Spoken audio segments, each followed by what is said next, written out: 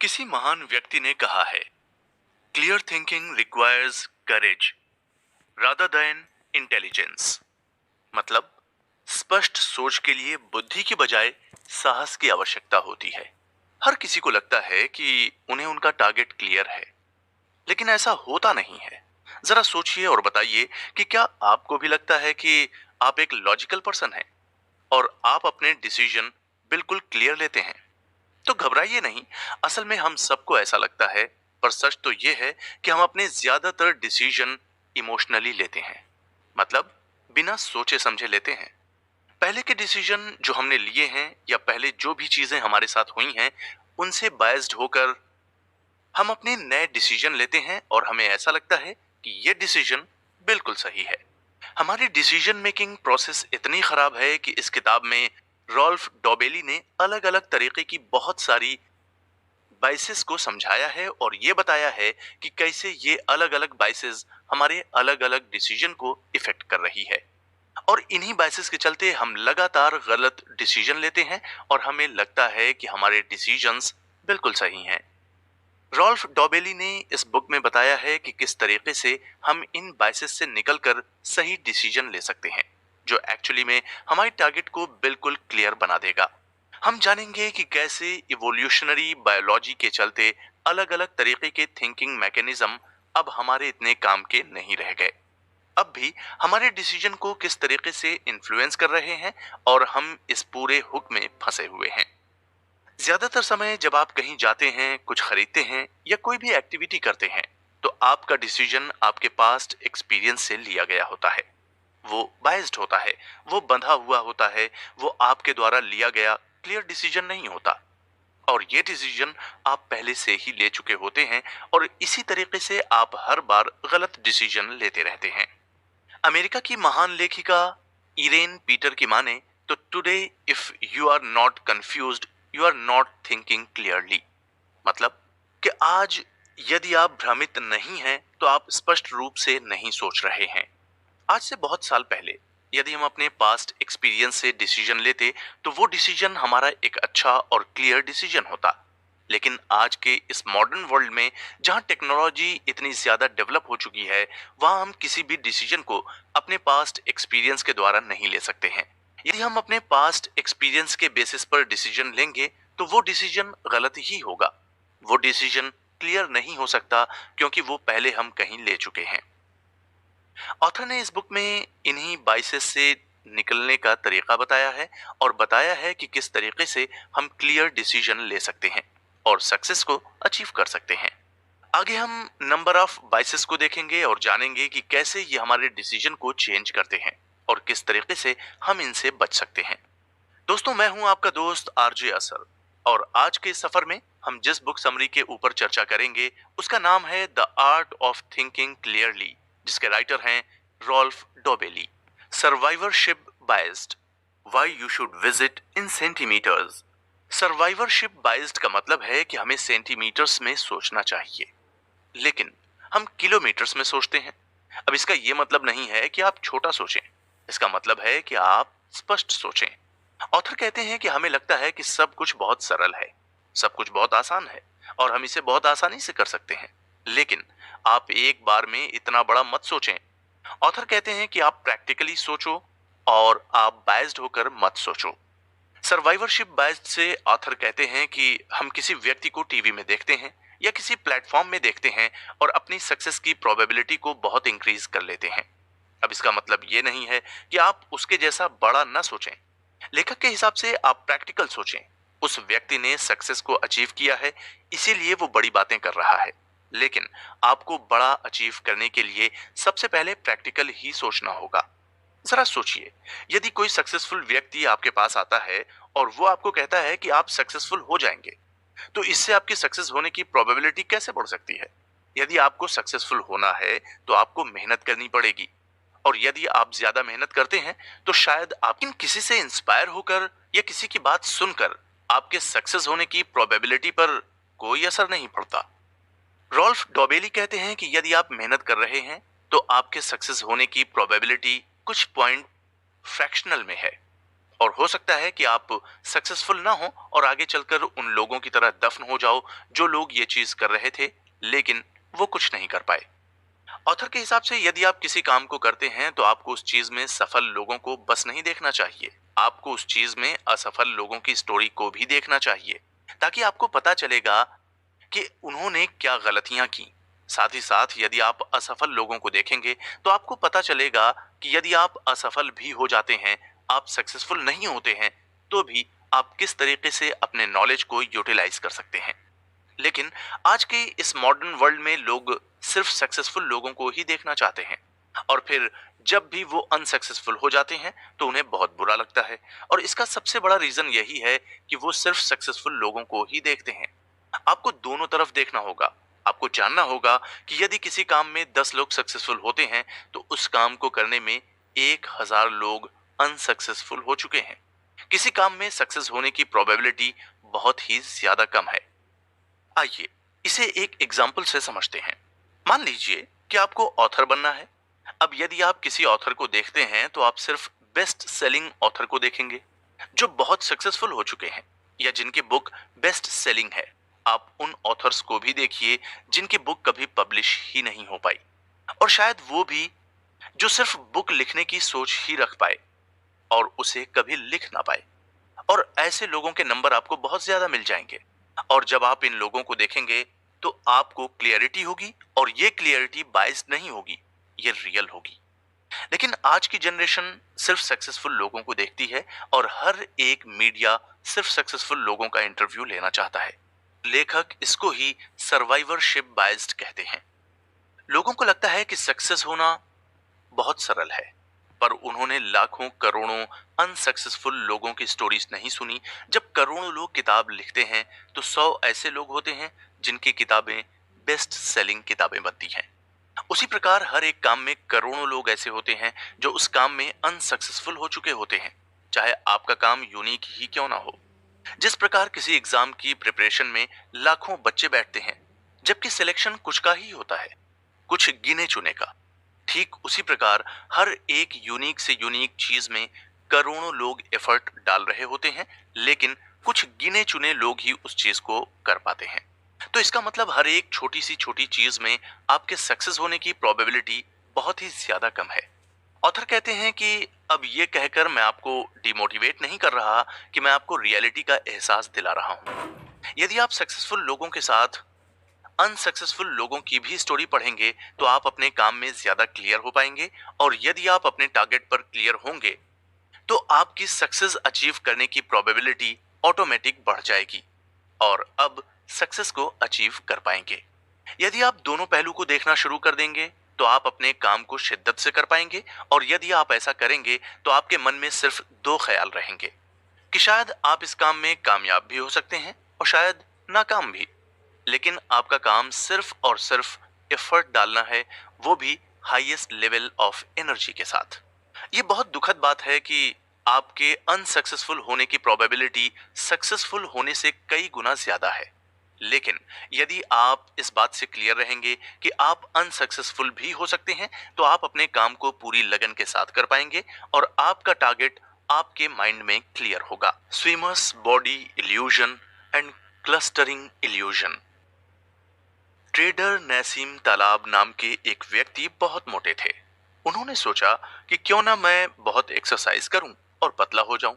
पर जब उन्होंने देखा कि एक्सरसाइज करने में बहुत मेहनत लगती है तो उन्होंने इसे नहीं किया। इसके बाद उन्होंने सोचा क्यों ना मैं जिम जाऊं और इन मॉडल जैसा पतला हो जाऊं। लेकिन जिम भी उनके बस की बात न थी। और आखिर में उन्होंने सोचा कि क्यों ना मैं स्विमिंग करूं और पतला हो जाऊं, क्योंकि ये जो स्विमर होते हैं वो फिट होते हैं और मैं यदि स्विमिंग करूंगा तो फिट हो जाऊंगा। ये सोचकर उन्होंने एक स्विमिंग पूल ज्वाइन कर लिया और वहां पर एक ट्रेनर को पैसे देने लगे। अब ये हर हफ्ते 2 दिन बहुत तगड़ी प्रैक्टिस करते। इन्होंने कुछ महीने प्रैक्टिस की और फिर समझ आया कि ये स्विमिंग से वो फिट नहीं हो रहे हैं। ऐसा आखिर क्यों हुआ? इसके पीछे का कारण जब इन्होंने पता किया तो पता चला कि ये जो स्विमर है वो इतने फिट हैं। ये फिट इसलिए हैं क्योंकि उन्होंने पहले से बहुत सारी एक्सरसाइज की है और ये जिम भी करते हैं। अब इनको ये बात समझ में आ गई थी कि ये सिर्फ इनका इल्यूजन था कि स्विमिंग करने से फिट हो जाएंगे। ऑथर कहते हैं कि इसी प्रकार हर एक वुमन को पता है कि मार्केट में बिकने वाली क्रीम लगाकर वो ज्यादा अच्छी नहीं दिखेंगी, वो सिर्फ कुछ ही टाइम के लिए है। और इनका ऐड करने वाली मॉडल इसलिए अच्छी दिखती हैं क्योंकि वो पहले से अच्छी दिखती हैं। यही कारण है कि वे इसका ऐड कर रही हैं। इसके बावजूद हम उन क्रीम को लगाते हैं और इल्यूजन में फंसे रहते हैं क्योंकि हमारे डिसीजन बायस्ड हो गए हैं। अब जैसे हार्वर्ड यूनिवर्सिटी सबसे बेस्ट यूनिवर्सिटी है और वहां के स्टूडेंट काफी बड़े बड़े पोस्ट में जाते हैं, लेकिन हमें नहीं पता कि वहां ऐसा क्या है कि वो यूनिवर्सिटी बेस्ट है। क्या वहां पर बहुत अच्छी पढ़ाई होती है, या फिर वहां पर पहले से पढ़ने वाले स्टूडेंट जाते हैं, बहुत पढ़ने वाले, या वहां का खाना अच्छा है। ऑथर कहते हैं कि ये सब हमें पता नहीं है, लेकिन फिर भी हम उस यूनिवर्सिटी में जाने के लिए बहुत एफर्ट डालते हैं क्योंकि हमें लगता है कि ये यूनिवर्सिटी बेस्ट है क्योंकि यहाँ से बेस्ट स्टूडेंट निकल रहे हैं। जबकि बहुत सारी ऐसी यूनिवर्सिटीज हैं जिनका नाम कोई भी नहीं जानता, लेकिन उधर के स्टूडेंट्स बहुत कुछ बड़ा कर जाते हैं और बहुत बड़ी पोस्ट में रहते हैं, लेकिन उन्हें कोई नहीं जानता। अब आप ऐसे यूनिवर्सिटी में नहीं पढ़ना चाहोगी क्योंकि उसे कोई नहीं जानता। इसी प्रकार से हम स्विमिंग इल्यूजन में फंस जाते हैं। हम एक इल्यूजन में फंस जाते हैं जिसमें हम सिर्फ और सिर्फ अच्छी चीजों को देखते हैं और उनके अनुसार चीजें होने लग जाती हैं, जबकि हो सकता है कि उससे ज्यादा अच्छी चीजें हम दूसरी तरफ कर सकते थे। जिस प्रकार यदि वो व्यक्ति स्विमिंग न ज्वाइन करके जिम ज्वाइन करता तो शायद वो पतला हो जाता, पर उसने फिटनेस को देखा और स्विमिंग करने लगा। जिस प्रकार कोई व्यक्ति हार्वर्ड यूनिवर्सिटी की न सोचकर अपनी पढ़ाई में ध्यान दे और कोई भी कॉलेज में बहुत बड़ी नौकरी या कोई बहुत बड़ी पोस्ट हासिल कर ले, पर हम ऐसा नहीं करते क्योंकि हम इल्यूजन में फंसे हुए हैं। ऑथर कहते हैं कि यदि आप लाइफ में कुछ बड़ा करना चाहते हैं, आप एक बहुत बड़ी जॉब पाना चाहते हैं, आप फिट रहना चाहते हैं, या आप लाइफ में अच्छा बनना चाहते हैं, तो आप स्विमर बॉडी इल्यूजन को मत देखें। आप आईने के सामने खड़े हों और रियलिटी को देखें, पर वो रियलिटी बहुत क्लियर होनी चाहिए। 1957 में फेडरिक जॉर्गेनसन ने एक टैप प्लेयर लाया अपनी वॉइस को रिकॉर्ड करने के लिए, लेकिन जब उन्होंने अपनी वॉइस रिकॉर्ड की और उसे बाद में सुना तो उन्होंने पाया कि उनकी वॉइस के पीछे कुछ विस्पर हो रहा है, मतलब कुछ आवाज आ रही थी। तो उन्होंने इस चीज को कुछ सुपर नेचुरल पावर माना और कुछ साल बाद इन्होंने वर्ल्ड सॉन्ग गाना रिकॉर्ड किया और इस बार इन्होंने इस सॉन्ग के पीछे अपनी मम्मी के विस्पर सुने और फ्रेंडरिच की लाइफ इससे पूरी तरीके से बदल गई। अब फ्रेंडरिच ने जो विस्पर वहां सुने थे वहीं इस बार यहां पर सुने थे, मतलब पहले भी उनकी मम्मी की ही आवाज थी उनके पीछे, लेकिन उनके मन में एक इल्यूजन था कि उनका गाना कोई सुपर नेचुरल पावर से रिकॉर्ड हुआ है और इसके चलते वो फेमस हो गए, जबकि ऐसा बिल्कुल भी नहीं था। 1994 में डायना डाइसर एक टोस्ट को खाकर एक प्लेट में रखती हैं और उन्होंने टोस्ट को थोड़ा सा ही खाया था, तभी उन्होंने देखा कि प्लेट में उन्हें एक वर्जिन लेडी का चेहरा दिख रहा है और फिर उन्होंने उस टोस्ट को नहीं खाया और स्टोर करके रख लिया। 2004 में जब उन्होंने उस टोस्ट को बेचा तो वो $28,000 में बिका। इसी तरीके से एक बार मैक्सिको में एक लेडी को जॉर्जियस दिखे और उसने ये बात सबको बताई। अब 2 साल तक लोग उस लेडी से मिलने आते थे क्योंकि उन्हें लगता था कि इस लेडी को जॉर्जियंस दिखे हैं। ऑथर कहते हैं कि हम इसी प्रकार चीजें देखते रहते हैं और नए नए ऑब्जर्वेशन इकट्ठे करके एक इल्यूजन बना लेते हैं और सबके मन में ये इल्यूजन क्रिएट कर देते हैं। इसी प्रकार जब हम किसी प्रोडक्ट को खरीदते हैं तो उसके पीछे हमारा कोई इल्यूजन रहता है और कोई स्टोरी रहती है और हम उस प्रोडक्ट को जल्द से जल्द खरीद लेते हैं, जबकि वो प्रोडक्ट बहुत बार अच्छा नहीं होता, फिर भी उस प्रोडक्ट को खरीदते हैं क्योंकि उसके पीछे हमने कोई स्टोरी बना ली है, एक इल्यूजन क्रिएट कर दिया है जो हमारे ब्रेन को ट्रिगर कर रहा है। असल में ऐसा कुछ भी नहीं होता। ये एक ह्यूमन टेंडेंसी है कि हम किसी भी चीज के पीछे स्टोरी क्रिएट कर लेते हैं और उस स्टोरी में रहना पसंद होता है, जिसके कारण हम कुछ भी चीज कर सकते हैं और हम करते भी हैं। भानगढ़ में एक किला है जहां पर लोगों का मानना है कि यहाँ भूत रहते हैं, इसलिए वो किला 6 बजे के बाद बंद कर दिया जाता है।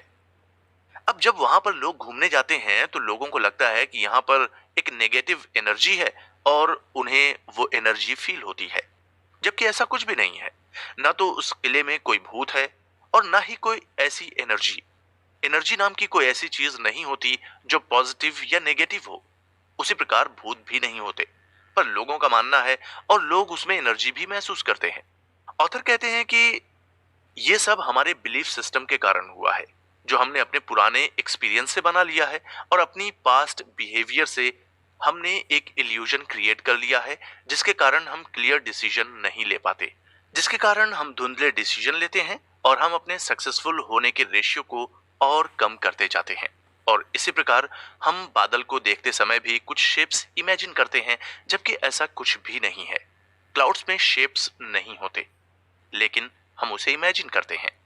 Don't do foolish act and forget the past. यदि आप कहीं जा रहे हैं और आप देखते हैं कि बहुत सारे लोग आसमान की तरफ देख रहे हैं, तो आप भी आसमान की तरफ देखने लगेंगे। क्यों? क्योंकि आपके मन में सोशल प्रूफ बायस्ड है और इसके चलते आप ऐसा कर रहे हैं। आज के इस मॉडर्न सोसाइटी में जहां हर एक चीज करना पॉसिबल हो गया है, इसके बाद भी लोग ज्यादातर वही चीज करते हैं जो दूसरे लोग करते हैं। इसका कारण यही है क्योंकि लोगों को सोशल बाइज्ड होना पसंद है और वो ऐसा करके एक कंफर्टेबल जोन में चले जाते हैं और उन्हें लगता है कि बाकी लोग जब ऐसा कर रहे हैं तो मैं भी ऐसा कर सकता हूं, जबकि इसकी प्रोबेबिलिटी और कम हो गई है कि आप सक्सेसफुल होंगे। क्योंकि जब आपके साथ इस चीज को बहुत सारे लोग कर रहे हैं, फिर भी आप इस चीज को करते हैं। लोगों को लगता है कि ज्यादा लोग जो कर रहे हैं वो सही है, पर यह सिर्फ और सिर्फ बाइज्ड है। ऑथर कहते हैं कि ऐसा बिल्कुल जरूरी नहीं है कि सब जो कर रहे हैं वो सही हो, बल्कि वो गलत भी हो सकता है। इसलिए तो सब सक्सेसफुल नहीं हो पा रहे हैं। आपको अपने गोल में, अपनी लाइफ में, हर एक चीज में जो भी आप कर रहे हैं क्लियर होना पड़ेगा। आप सोशली बाइज्ड होकर काम करेंगे तो आप कभी अपने गोल पर क्लियर नहीं हो पाएंगे। यूपीएससी भारत का सबसे डिफिकल्ट एग्जाम है।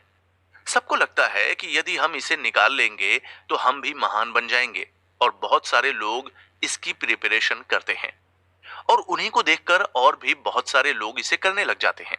जबकि ऐसा नहीं है कि आप सिर्फ यूपीएससी से ही महान बनेंगे। कितने सारे ऑथर्स, कितने सारे यूट्यूबर्स, कितने सारे सेलिब्रिटीज हैं जिन्होंने कभी यूपीएससी के बारे में सुना भी नहीं है, फिर भी वो महान है। स्टिल सबसे महान तो वो है जिन्होंने कुछ चेंज किए हैं, मतलब एंटरप्रेन्योर्स। लेकिन लोगों का मानना है कि सबसे ज्यादा महान वो है जिसने कोई बड़ा एग्जाम क्लियर किया है, क्योंकि उसे बहुत सारे लोग कर रहे थे। अब बहुत सारे लोग उस चीज को इसलिए कर रहे थे क्योंकि वो सोशली बाइज्ड थे उस चीज से, न कि वो महान थे और न ही उस एग्जाम को निकालने वाले बस महान है। ऑथर कहते हैं कि यदि आपको लाइफ में कुछ अचीव करना है तो आपको इस बाइज से निकलना होगा और खुद सोचना होगा, वो भी क्लियर। यदि किसी चीज को 1.5 करोड़ लोग कर रहे हैं और वो बेकार है, तो वो बेकार ही होगी। रॉल्फ डॉबली कहते हैं कि एक बार वो मूवी देख रहे थे और मूवी बहुत बेकार थी।